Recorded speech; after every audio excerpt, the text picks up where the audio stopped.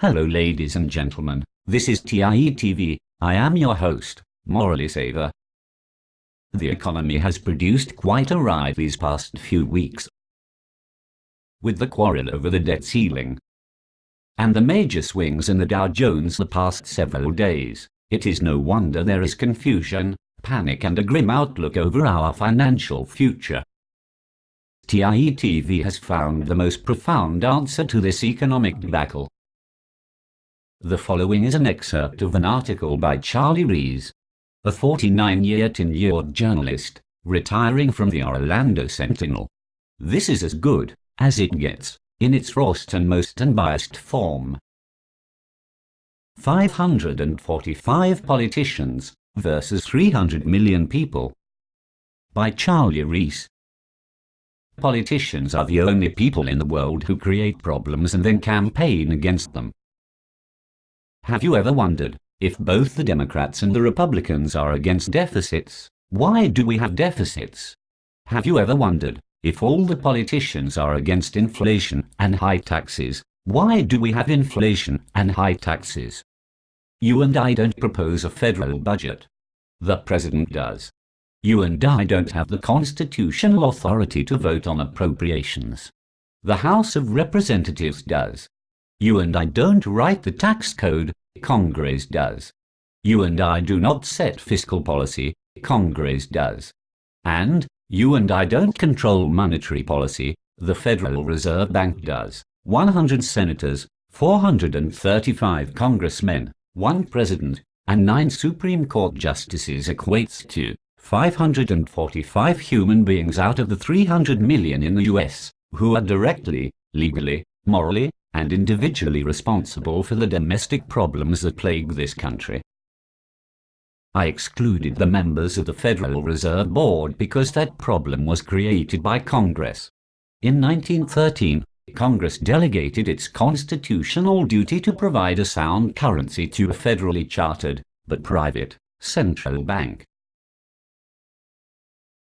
I have excluded all the special interests and lobbyists for a sound reason. They have no legal authority. They have no ability to coerce a senator, a congressman, or a president to do one cotton-picking thing. I don't care if they offer a politician $1 million in cash. Ultimately, the politician has the power to accept or reject it. No matter what the lobbyist promises, it is the legislator's responsibility to determine how he votes. Those 545 human beings spend much of their energy convincing you that what they did is not their fault. They cooperate in this customary con, regardless of party. What separates a politician from a normal human being is an excessive amount of gall. No normal human being would have the gall of a speaker who stood up and criticized the president for creating deficits. The president can only propose a budget. He cannot force the Congress to accept it. The Constitution, which is the supreme law of the land, gives sole responsibility to the House of Representatives for originating and approving appropriations and taxes. Who is the Speaker of the House? John Boehner. He is the leader of the majority party.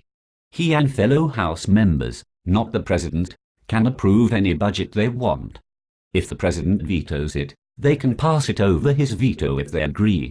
It seems inconceivable to me that a nation of 300 million cannot replace 545 people who stand convicted, by present facts, of incompetence and irresponsibility. Don't cry, John. We will help you fix this flying circus.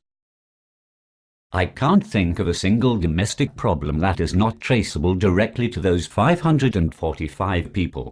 When you fully grasp the plain truth that 545 people exercise the power of the federal government, then it must follow that what exists is what they want to exist.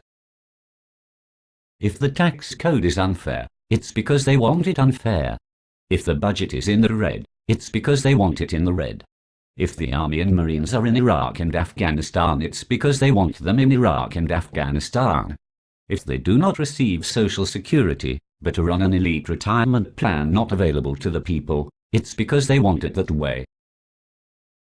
Do not let these 545 people shift the blame to bureaucrats, whom they hire and whose jobs they can abolish. Allow them to shift blame to lobbyists, whose gifts and advice they can reject. Or to regulators, to whom they give the power to regulate and from whom they can take this power. Above all, do not let them con you into the belief that there exists disembodied, mystical forces like the economy, inflation, or politics that prevent them from doing what they take an oath to do. Those 545 people, and they alone, are responsible. They, and they alone, have the power.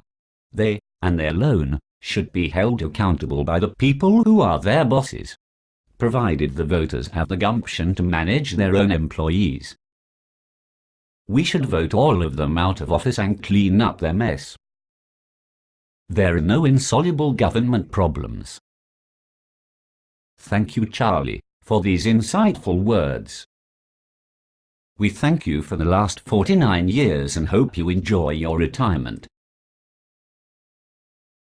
In Washington and throughout the country, there has been discussion about the president ending the congressional recess and having Congress come back to work and save our troubled economy. And for what purpose should they return?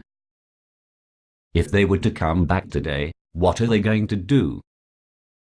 Honestly, do we really think they can come back and fix anything? It's a rather silly notion, isn't it? To expect Congress to have the ability to fix this problem.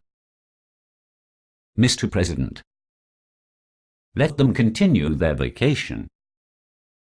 They are actually doing their best work right now. If there is to be economic change in this country, it's going to be up to you and I. We earn, we borrow, and we spend our hard-earned income to keep the whole thing afloat. Real change will come when we, as a nation, put ourselves back in control of our financial and political future. I know I promised you a studio visit by Uzi Sorman and Rafe Damsey, but neither one of them have had the guts to face our TIE cameras. We apologize and will continue to bait them into a fight. I mean, invite them to a friendly chat.